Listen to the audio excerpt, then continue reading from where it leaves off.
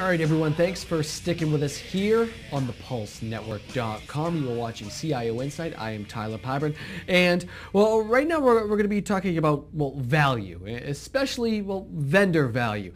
And it always gets a little interesting, especially, like you said, this time of year, Eric, because everyone's starting to get back to school, so that vendor value comes into question big time. Well, I can tell you it gets very interesting to the vendors. We always hear back from them when someone has moved up or someone has moved down, and they want to know why in terms of what takes place. But also we'll hear from the readers also in terms of how do we go about judging, what is valuable in a vendor, who's moving up, who's moving down, and no one knows more about that than Guy Currier. Exactly. So he's the king we of have the to go ahead and do that. We welcome in Guy Currier, of Senior Editor and Researcher of CIO Insight. Guy, welcome to the show. How have you been? Pretty good. You sure you don't want to talk about the value of heavy metal bands selling out? Were you a Metallica fan? Well, before the Black Album I was. Exactly. No, I like the Black Album. I like selling out because I'm actually a pop fan. That's the truth. I was probably more of a fan of them after than before, but so, blame it all on me. Okay, well, thank you for being with us this week, Guy. Fair enough. Exactly. So, first, tell me a little vendor value study this time around. We talked something very similar just a few weeks ago. Tell me what went into this one, Guy. Well, the vendor value study is a survey of IT executives around the country and in Canada that basically asks them to rate the vendors they work with, the major IT vendors they work with. We asked them about 60 different vendors, and the 40 that get the most responses, the most popular ones, not the best ones, the 40 are the ones that we publish. And we don't just ask them vague questions about satisfaction, we ask them very specific questions. Does this vendor help you solve the problem that they're being paid to solve? Do they have high quality offerings? Do they give you good service level agreements? Things like that, 7 different dimensions. And those all go into a rating and the rankings. And then separately, we also ask the IT executives if they want to stay with the vendor. If they had a choice, basically, would they stay with the vendor? If they were reevaluating priorities, would they want to go with somebody else or not? And that's our loyalty measure, and another very interesting measure. So, Guy, is it really more of a vendor, loyalty study? And what is loyalty, and how do you measure something like that? Well, you don't necessarily want to ask it directly. You don't want to say, would you stay loyal with this company, or do you plan to stay with this company? We all know about vendor lock-in, and people might stay with a company they're unhappy with.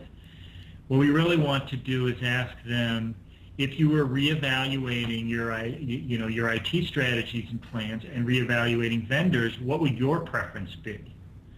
Would you prefer to stay with this vendor or not? And usually you get a high percentage of people saying that they'll stay with the vendor, 90%, give or take.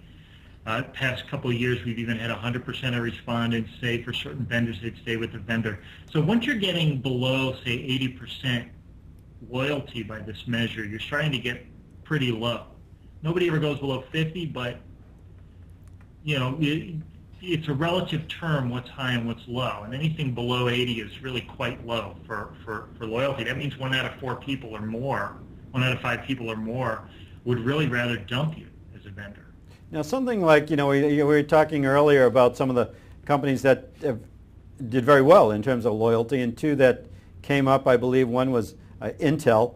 But Intel doesn't really make the final product. Intel makes the chips that go inside the product. So how's a company like Intel seen as being able to garner and gain loyalty?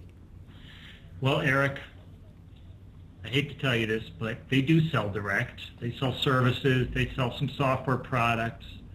So you're wrong, Eric. You're wrong about that. Well, but if you go into a computer store, you can order an Intel-based machine, but you can't get an Intel laptop with the word Intel on it or an Intel server. So there, Guy, right back at you.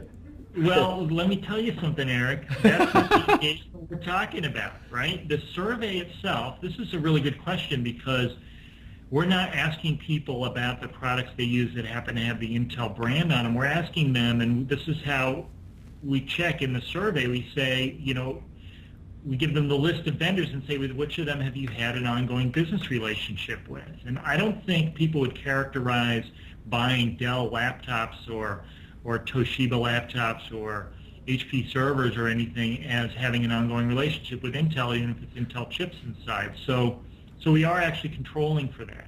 Okay. It's Intel's services, software, planning.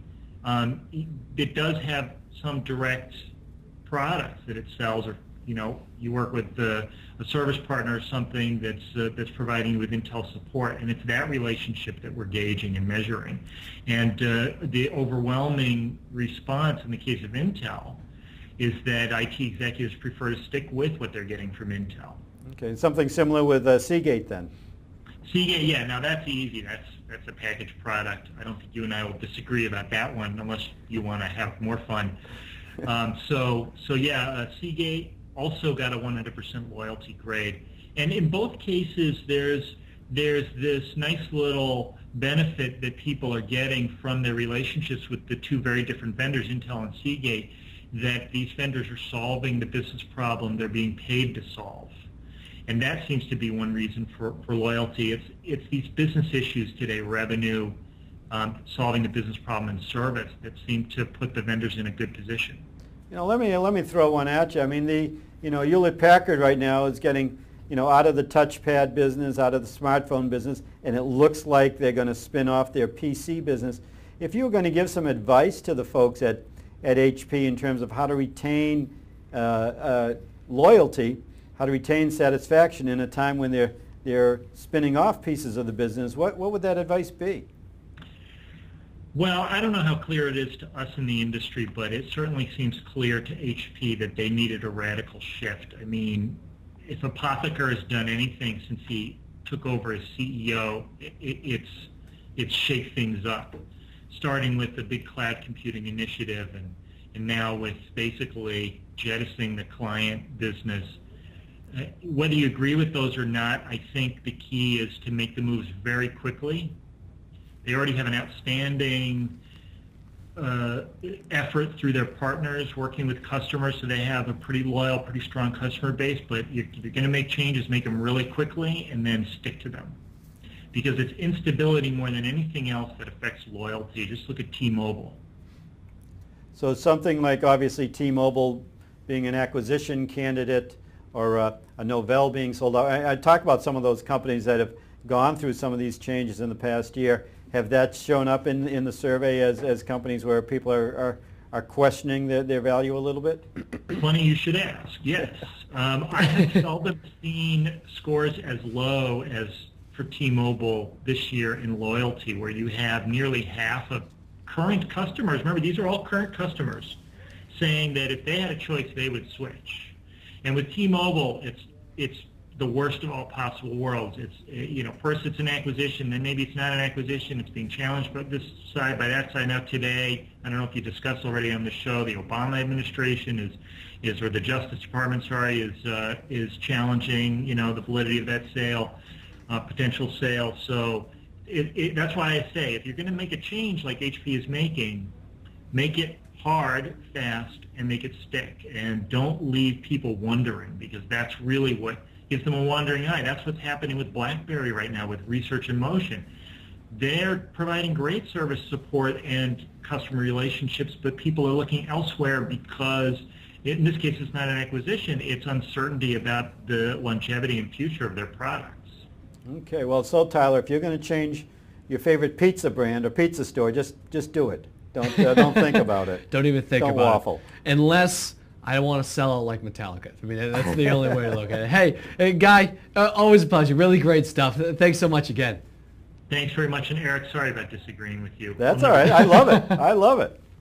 Excellent stuff, guys. All right, we are going to take a very quick break, but we have more CIO Insight coming your way right here on the Pulse Network.